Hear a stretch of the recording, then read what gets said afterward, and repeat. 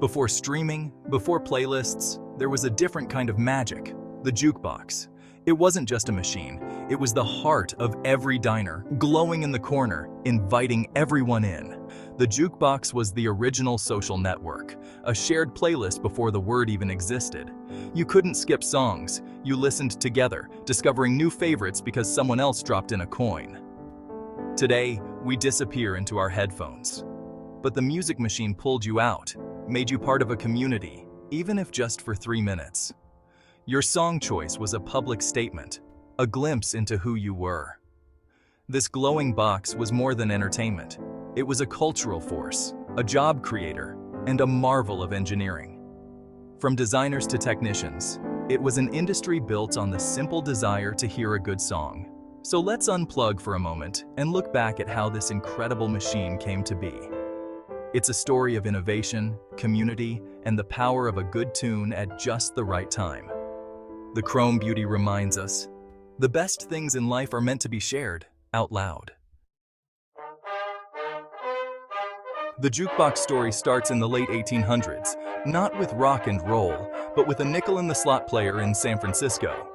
Drop in a coin, put tubes to your ears, and hear a song. Private, but revolutionary.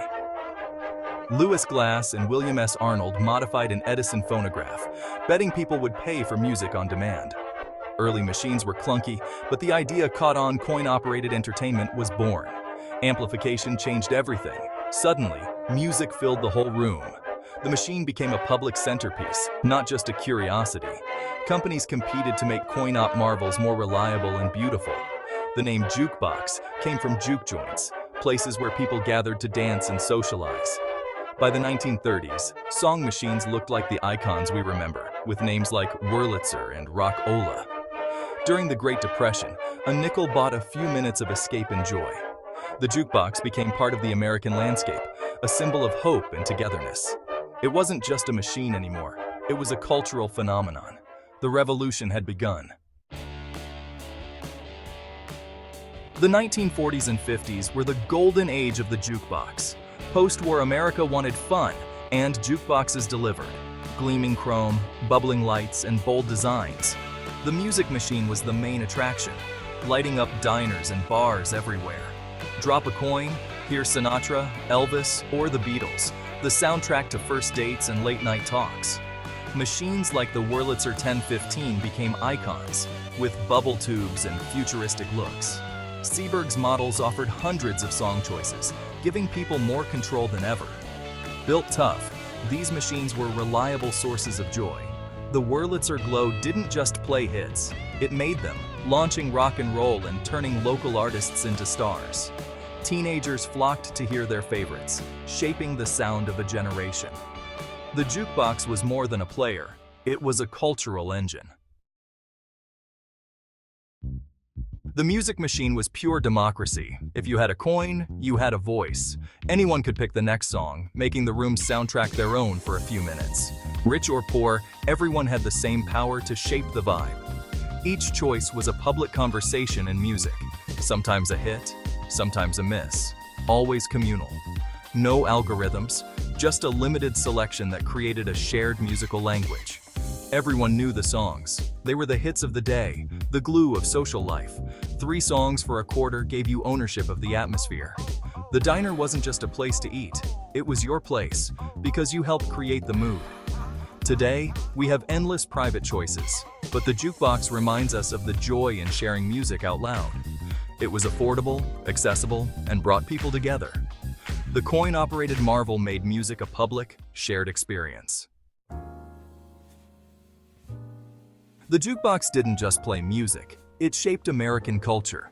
A song's success was measured by what the song machine plays, making it the music industry's testing ground. Record promoters hustled to get new singles into every machine. The old player broke down social and racial barriers. Operators stocked what people wanted, regardless of who sang it. Teenagers cared about the beat, not the artist's background. Rhythm and blues, rock and roll, and country all lived side by side in the jukebox. It exposed small towns to big city sounds and helped launch legends like Chuck Berry and Elvis Presley. The jukebox was a quiet force for integration and change. It was the backdrop for celebrations, rebellions, and memories. The songs spun on jukeboxes became the soundtrack of a generation. The golden age of these music machines faded as music became more personal. Radios, cassettes, and Walkmans took over. Chrome beauties became relics, disappearing from public spaces. But nostalgia brought them back, restored, collected, and cherished in private homes. Vintage jukeboxes became prized possessions, works of art, and conversation starters. Owning one is a commitment. Finding old records, maintaining the mechanism, learning a bit of electronics. But the payoff is real. Warm sound, mechanical magic, and a sense of history. The jukebox reminds us when music was an event, not just background noise. It brought people together for a shared experience.